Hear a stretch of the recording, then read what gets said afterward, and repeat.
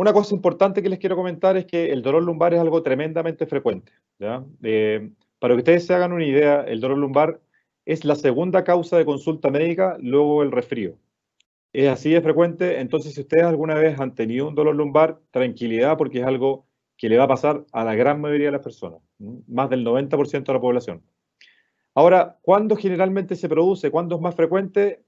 Principalmente en la edad productiva de la vida. Entre los 30 y los 50 años es mucho más frecuente. ¿Y por qué es tan importante esto? Porque esto tiene un gran impacto económico, principalmente dado por las licencias médicas y el ausentismo laboral asociado al dolor lumbar.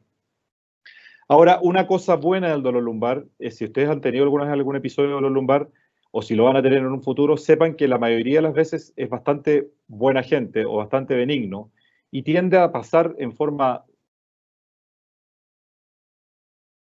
en ese periodo de tiempo, alrededor de un 90% de los pacientes están asintomáticos independiente de lo que hayan hecho, que hayan tomado antiinflamatorio o que no hayan hecho nada. Pero existe alrededor de un 2 al 5% de los pacientes que pueden evolucionar en forma crónica y ahí es donde nosotros estamos como especialistas para poder ayudarlos. Ahora, cuando uno se ve a las causas de dolor lumbar, fíjense, esta tabla es tremendamente, aparecen muchísimas causas que nosotros como especialistas estamos para poder descartarlas, pero les quiero dejar claro que la gran mayoría de las causas están a nivel de la columna, o sea, el 97% de las causas están con algún problema a nivel de la columna, y dentro de esas, la mayoría son de tipo muscular o músculo-esquelético, principalmente o pequeños desgarros o contracturas musculares o de repente incluso atrofia muscular por falta de ejercicio. Mucha gente de repente que ha sido sometido a cirugías de bypass gástrico y ha perdido gran cantidad de peso, también no solamente pierden grasa, sino que también pierden músculo. Se ha visto que esos pacientes también pueden estar afectados por esto, que se llama la sarcopenia o la falta o la atrofia muscular o la falta de musculatura, ¿ya? Ahora, otra causa importante que la quise poner acá son las famosas discopatías. ¿A quién alguna vez nos lo han dicho tengo una discopatía? Una de las causas de dolor lumbar, ya menos frecuente, pero sí importante, son la degeneración de los discos o la discopatía. Y otra causa que quise poner acá y que quiero recalcar son las fracturas osteoporóticas por compresión. Sobre todo la gente mayor, en mujeres postmenopausia y adultos mayores, es una de las causas que a nosotros nos consultan. Muchas veces basta con que tosan fuerte, un movimiento brusco, para que eventualmente, si tienen un hueso debilitado por osteoporosis, se pueda generar una fractura que puede ser causal de dolor. Dicho todo esto, vamos a partir inicialmente con las discopatías, ¿ya? Las discopatías son un evento que, la verdad, se desencadena por múltiples causas. Dentro de los factores que han sido involucrados está principalmente la edad. A mayor edad, los discos se van degenerando, desgastando. También el sexo masculino. Otras cosas asociadas, gente que haya tenido algún tipo de trauma violento, alguna infección en la columna.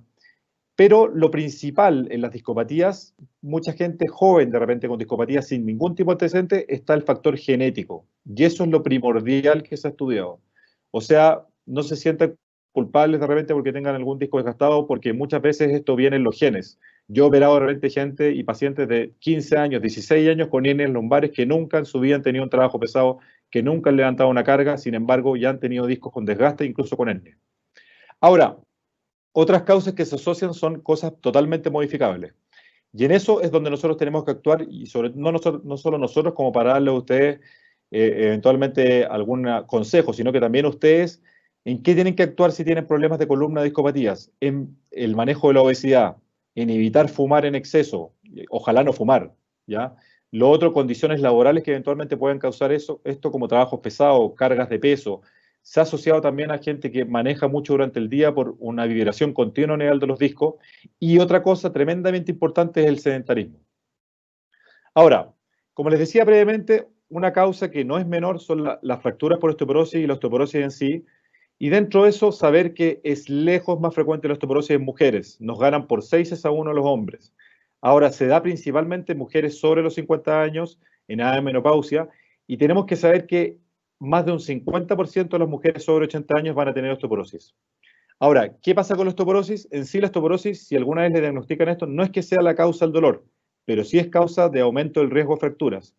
Y a su vez, si en algún momento tienen una fractura por osteoporosis, vamos a saber que ustedes están en riesgo de morbilidad, que quiere decir daño o enfermedad, incluso de mortalidad por estas fracturas.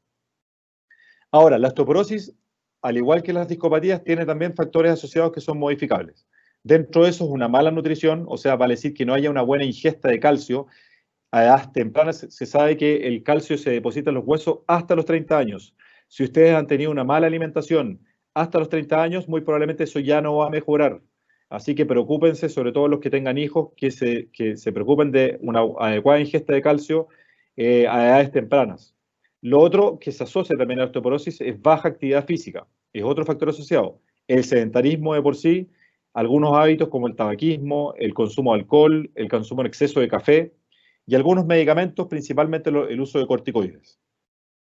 Entonces, para la prevención y tratamiento de la osteoporosis, tenemos que favorecer actividad física, ojalá prevenir las caídas, tenemos que evitar caídas, sobre todo en gente mayor, cuando tengamos algún abuelito, alguien mayor, a toda costa tenemos que evitar que se caiga, porque si se cae, el riesgo es alto que se pueda fracturar no solamente la columna, sino que la cadera, la muñeca, el hombro, etcétera, ¿ya? Y a su vez también preocuparnos de complementos nutricionales y terapia farmacológica en caso que nos diagnostiquen de osteoporosis. Ahora, esto es un estudio que les quiero mostrar que veía principalmente las asociaciones entre el sedentarismo, la actividad física y la salud ósea en gente mayor, ¿ya?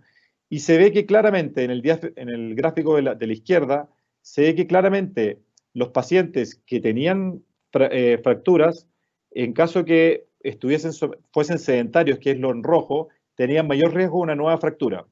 En caso que hicieran actividad física de bajo impacto, tenían un riesgo que disminuía, pero lo que realmente disminuía una nueva fractura, en caso que hayan tenido una fractura por osteoporosis, es que estuvieran haciendo actividad física de moderada intensidad o incluso vigorosa.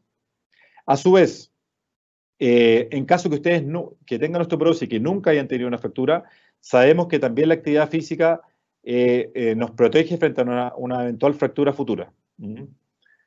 Entonces, estamos frente a una pandemia, el COVID-19, algo que todos nosotros jamás nos vislumbramos. Estábamos todos de vacaciones en febrero en la playa y veíamos cómo esto pasaba en China y nunca nos imaginamos que esto iba a pasar una pandemia y que actualmente estuviésemos bajo estos efectos y todo lo deleterio que nos ha traído esta pandemia.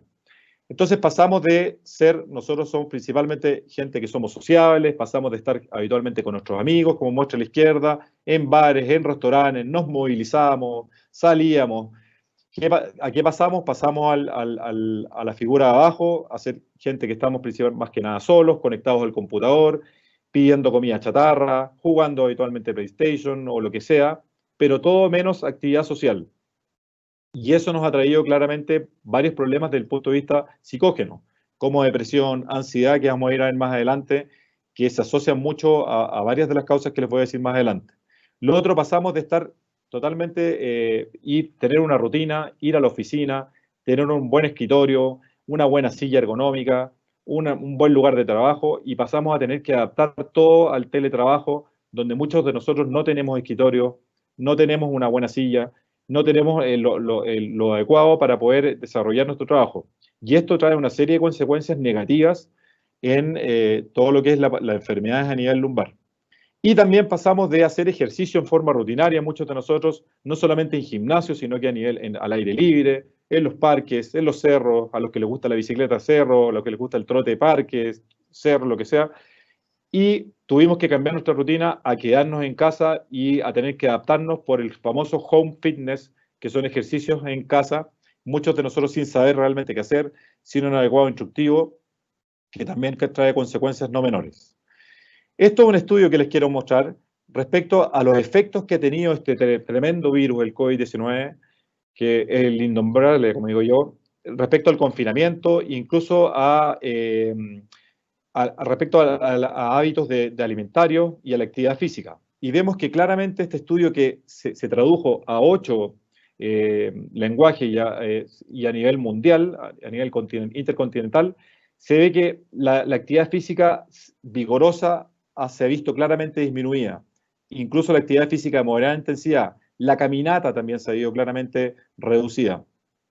Pero una cosa interesante, fíjense que una cosa que también no es menor, es que las horas diarias sentado han aumentado más de un 30%, de 5,3 horas promedio diarias a 8,4 horas promedio diarias. ¿Y eso por qué es importante? Fíjense ustedes que acá les muestro un gráfico a mano izquierda, donde muestran la presión que se ejerce en los discos con distintas posturas diarias. Fíjense que al dormir la presión en los discos anda alrededor de 91. Esto aumenta al estar de pie, aumenta aún más al estar sentado en kilopascal. Y si ustedes flexionan su tronco hacia adelante, esto aumenta incluso el doble que al estar sentado. ¿Qué les quiero decir con esto? Que es re importante cuando ustedes trabajen, traten de evitar tener el tronco inclinado hacia adelante. Esa es la posición que genera mayor presión sobre los discos y genera a su vez, como se ve acá al medio, daño también a los discos. Y aquí lo asimilan la presión a lo que la presión que es necesaria para, por ejemplo, inflar un neumático en un automóvil o inflar un balón de fútbol. Fíjense las tremendas presiones a las que pueden estar sometidos los discos si uno está sentado largas horas del día y a su vez si está sentado en forma incorrecta, sentado hacia adelante y no bien apoyado. Aquí también este mismo estudio que, como les decía, se realizó a nivel, en 8 idiomas, a nivel internacional, en varios continentes, también vio que los hábitos alimentarios han cambiado tremendamente. Y consumir alimentos poco saludables aumentó tremendamente, de un 23% en la actualidad, previamente era alrededor de un 18%. Comer fuera de control también ha aumentado. Los snacks, entre comillas, también. Sin embargo, una cosa interesante, que las borracheras fue lo único que disminuyó en este estudio. Eso también es bueno, algo bueno que le podamos achacar a la pandemia. Entonces, claramente ha habido un cambio en los hábitos alimentarios, que esto nos trae consecuencias adversas respecto a varias cosas que vamos a ir desarrollando. Esto es un estudio que nosotros hicimos, una encuesta telefónica que hicimos en 1026 encuestados respecto a si ha aumentado o no la prevalencia de dolores de cuello o dolores lumbares con el tema de la teleactividad. Se entrevistaron 1026 personas sanas, edad promedio de 30 años, y todos revelan que ha aumentado evidentemente la prevalencia de dolor cervical de un 40% a cerca de un 70%. También la prevalencia de dolor lumbar de un 45% a un 65%. Y a su vez también, como este estudio también es concordante con lo que les mostraba previamente, el estar sentado más de 8 horas diarias también aumentó de un 15% a un 40%. Y disminuyó la realización de ejercicio de un 76% a un 59%. Entonces, ¿qué nos ha traído la pandemia? Un aumento de la prevalencia de dolor lumbar y cervical, aumento del sedentarismo y disminución de la actividad física. ¿Y qué es el sedentarismo? El sedentarismo no es solo mirar tele, no es solo mirar Netflix, no es solo estar todo el día viendo películas, sino que es todo un comportamiento que se asocia a un bajo gasto energético. ¿Y esto qué nos produce? Primero que nada, aumentamos el índice de masa corporal, quiere decir, aumentamos de peso. A su vez, no solamente aumentamos de peso, sino que también aumentamos más que nada grasa y perdemos musculatura. O sea, aumentamos de peso, pero más que nada aumentamos grasa. Pero sin embargo, tenemos una atrofia muscular que es la sarcopenia, que trae una serie de consecuencias adversas y dolores musculoesqueléticos. También perdemos masa ósea, lo que es la osteoporosis. A su vez, también nos trae una serie de efectos dañinos en la parte psicógena, depresión y ansiedad. Y se asocia a una serie de otras cosas que son sumamente importantes, no solamente a las primeras 4 que les estoy mostrando, sino que también se asocia evidentemente a patología cardiovascular y cardiopulmonar, a enfermedades crónicas como la diabetes, al síndrome metabólico, que es principalmente hipertensión, obesidad, hipercolesterolemia, trastornos sexuales, y la lista sigue y sigue. Por lo tanto, el sedentarismo nunca ha sido bueno. Es lejos lo peor que ustedes pueden hacer. El home office. La pandemia también nos ha traído el famoso home office. Y esto, increíblemente, nosotros pensábamos que íbamos a trabajar menos, pero muchos de los que están haciendo home office están trabajando mucho más, mucha mayor cantidad de horas de trabajo frente al computador, regímenes irregulares de trabajo, ¿ya? Que nos trae problemas y nos hace estar muchas veces más horas sentados porque no tenemos un calendario adecuado. Instalaciones inapropiadas, como se ve acá, esta imagen, donde muchas veces tenemos que trabajar en el living, en un sofá, en una silla inadecuada, porque no tenemos una oficina para esto. Y a su vez también nos ha traído una serie de posturas viciosas que nos traen finalmente problemas. Y todo esto está claramente demostrado que aumenta las enfermedades de columna vertebral. Entonces, no tengo duda que la consulta, y lo estoy viendo actualmente, ya que se han levantado las cuarentenas, ha aumentado tremendamente en esto, principalmente por estas cosas que les estoy mostrando. Entonces, como les decía, a su vez también el confinamiento, el estar encerrado, nos trae todos los trastornos psicógenos. la depresión, la ansiedad, el estrés. Ha sido un boom de consultas, las consultas psiquiátricas cómo han aumentado por todos estos problemas que no son menores. ¿Y quién de nosotros no ha estado ansioso o ha estado con ánimo depresivo sin tener una claridad de qué va a pasar en el futuro? Todo esto nos trae alteraciones de la modulación del dolor. O sea, básicamente el dolor aumenta, no lo podemos modular y en caso que tengamos alguna mínima enfermedad, muchas veces ese dolor se exponencia por 10 o por 20, por 100, por lo que quieran.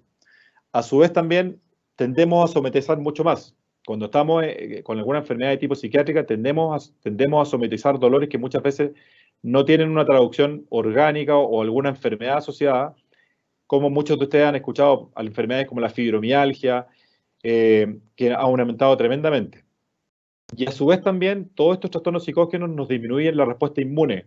Y esto es tremendamente importante. Fíjense ustedes que si nos disminuye la respuesta inmune frente a una infección como esta infección viral del COVID-19, podemos aumentar el riesgo de infección porque tenemos una inmunidad baja. Entonces, todo esto, como les decía, nos ha afectado tremendamente y entramos en un círculo vicioso donde se nos altera la psiquis, estamos más sedentarios, tenemos mucho más home office, disminuimos la actividad física y todo esto finalmente nos trae que aumentan claramente los dolores esqueléticos y este círculo va acrecentándose cada vez más hasta hacerse prácticamente imparable. Entonces, ¿cómo podemos prevenir todo esto? Primero que nada, acá les quiero dar algunas pequeñas tips para que tengan, ¿ya? Lo primero, respecto al home office.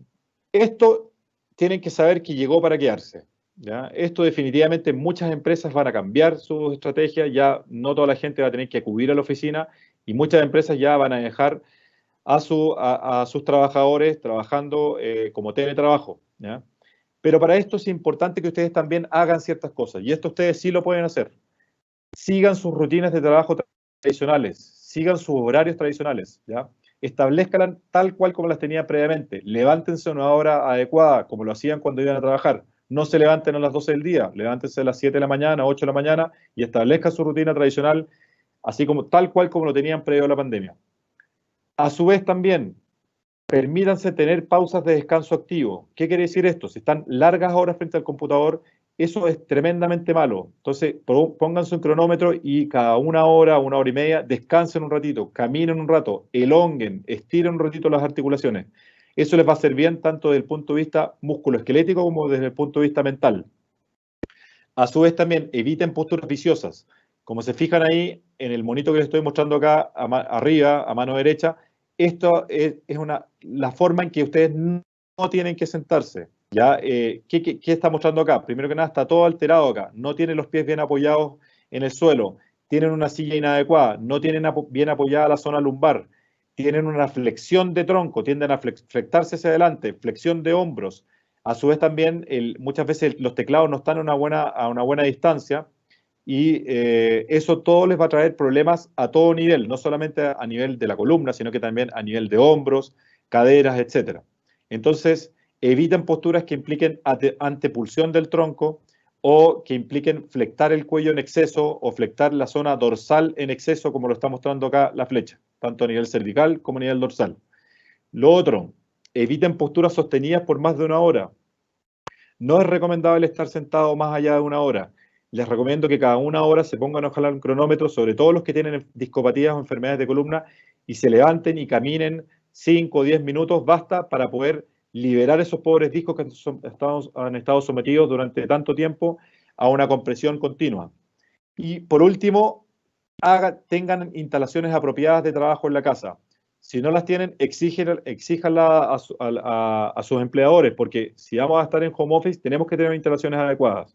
Uso de sillas ergonómicas, elevación del monitor en forma horizontal, cosa que esté horizontal al eje de la vista y no tengamos problemas a nivel cervical o dorsal, como lo está mostrando acá la figura abajo. Esa es la forma correcta de sentarse y esa es la silla correcta para evitar problemas. Ahora, ¿qué hacer respecto a los trastornos psicógenos? Les quiero dar tranquilidad que esto va a pasar. Esto va a pasar. Esto no es algo que se va a quedar eternamente. En la medida en que tengamos la vacuna, ya vamos a olvidarnos de esto, de este fatigo 2020, pero esto va definitivamente a pasar. Y para eso tienen que tener ingenio y creatividad. Este es el momento para retomar actividades pendientes. El famoso siempre quise, pero nunca tuve tiempo. ¿Para qué? Para ver series o películas, para tener una lectura adecuada, fotografía, cocina y principalmente ejercicio. Este es un estudio que se realizó en China y se vio que evidentemente las personas que estaban con actividad física durante la pandemia presentaron mejor estado emocional. Por lo tanto, claramente la psiquis se asocia a la actividad física. Si ustedes no realizan actividad física, probablemente van a tener algún problema de tipo psicógeno. Y respecto a la actividad física y el sedentarismo, está muy demostrado con muy buena literatura médica que la inactividad física y la mala salud mental se encuentran entre los factores de riesgo más importantes, vean esto, lo más importante de enfermedades, morbilidad y por enfermedades graves. Y a su vez, la actividad física ha mostrado reducir evidentemente el riesgo del estrés respiratorio, sobre todo que es la principal causa de muerte de la gente que ha fallecido por el COVID. Entonces, con esto les quiero decir que la actividad física es tremendamente importante. Y mi recomendación, y no solamente la mía, sino que la recomendación a nivel internacional es que nos tenemos que mantener físicamente activos durante este tiempo de distanciamiento social. ¿Qué medidas generales podemos adoptar? Primero que nada, para evitar, tenemos que ser responsables. Lo primero es la responsabilidad y evitar la perpetuación del virus, o sea, no ser irresponsables y arriesgarnos a someternos a una infección. Entonces, sabemos que los portadores asintomáticos duran hasta 2 semanas, pero a su vez también sabemos que es imposible tomarle PCR a todo el mundo. Entonces, ¿a quiénes hay que tomar la PCR? Se la estamos tomando actualmente la gente que es sintomática, o sea, si ustedes tienen cualquiera de los síntomas que todos nosotros sabemos que eventualmente puede ser sospechoso de infección por COVID, se tienen que tomar una PCR. Y si tienen una PCR positiva, lamentablemente van a tener que ir a cuarentena y distanciamiento social. Ahora, ¿a quién más también? La gente que ha estado en contacto con gente que está infectada. También, si ustedes han estado en contacto, nuevamente les vuelvo a repetir, se tienen que tomar la PCR para hacer un screening adecuado y con eso saber si es que requieren o no aislarse y evitar la propagación del virus. Entonces, el mejor método que tenemos actualmente es el distanciamiento social o el aislamiento social.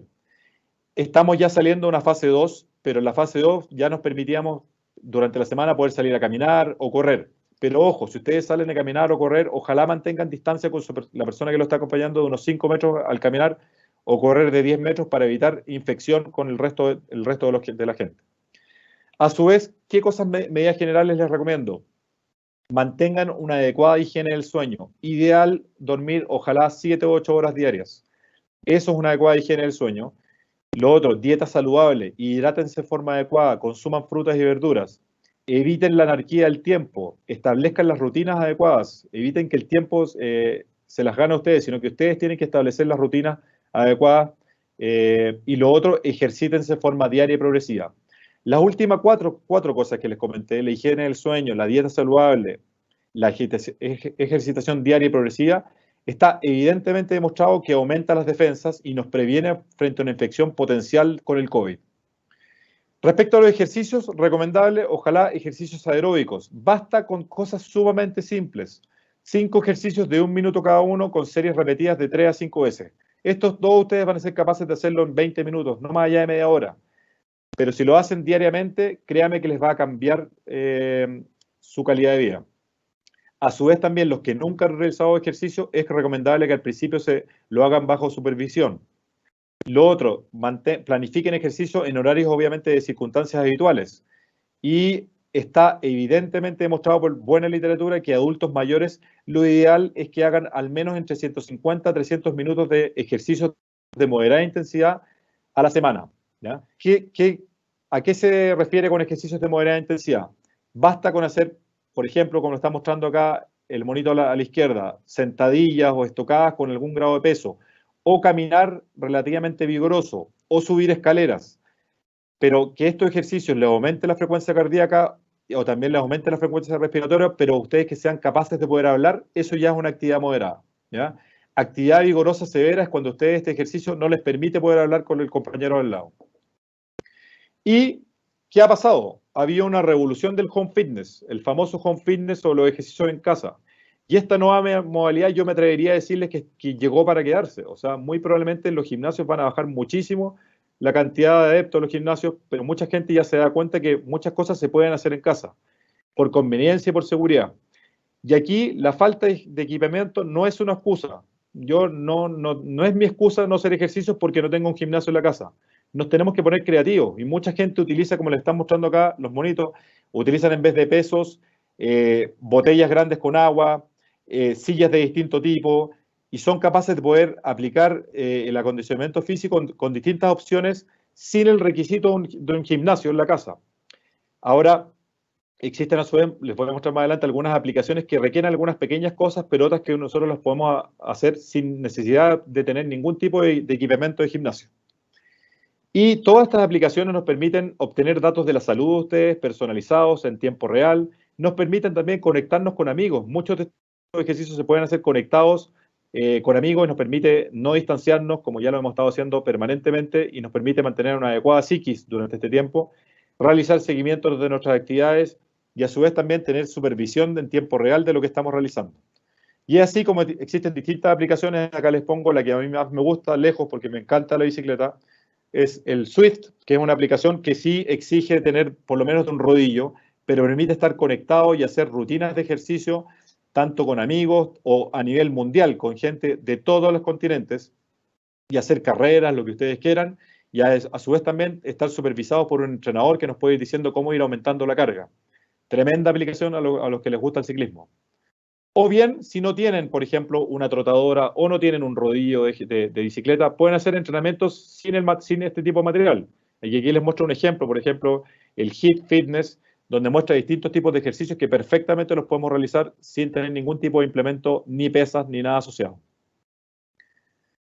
A su vez, también les quiero recordar que actualmente estamos entrando, ya entramos, perdón, en Las Condes, en Vitacura, en Providencia, en Ñuñoa, en Cajón del Maipo, entramos en la fase 3. ¿Y eso qué implica? Implica que ya, por suerte, ya se nos están permitiendo actividades sociales y recreativas cualquier día de la semana, incluso los fines de semana con un máximo de 50 personas. Por lo tanto, ya podemos empezar a asistir a los parques, podemos empezar a asistir a los cerros y empezar a hacer actividad física al aire libre. Pero se sigue prohibiendo el funcionamiento de los gimnasios abiertos a público y se sigue prohibiendo y tener en cuenta eventos de más de 50 personas. Por favor, seamos responsables. Ahora, un tema que no puedo dejar de decírselos, si ustedes han estado infectados por el COVID-19, por este virus, en caso que hayan estado infectados y que quieran hacer ejercicio, por lo menos de ese 10 días de reposo deportivo, o al menos 7 desde que están completamente asintomáticos. A su vez también, si están adecuados a ser, acostumbrados a hacer ejercicio, retornen en forma progresiva al ejercicio. Y a su vez también una cosa re importante, si han tenido una infección por COVID, antes de retornar al ejercicio, ojalá tengan alguna evaluación cardiovascular previa. ¿Por qué es importante esto? Porque ha sido mostrado que este virus tiene una afectación cardíaca, no solamente pulmonar, no solamente se une a los receptores de la enzima convertidora de angiotensina que están a nivel de las vías respiratorias o vías aéreas superiores, a nivel de los alvéolos de los pulmones, pero también están a nivel del corazón. Y esta unión a estos receptores los puede activar y puede producir daño en el miocardio, que es el músculo cardíaco, y en el pericardio, que es la membrana que cubre el corazón. Ya han habido informes de China que hablan de que alrededor de un 30% de los pacientes que han sido infectados por el COVID tienen elevación de enzimas cardíacas que traducen lesión del músculo cardíaco.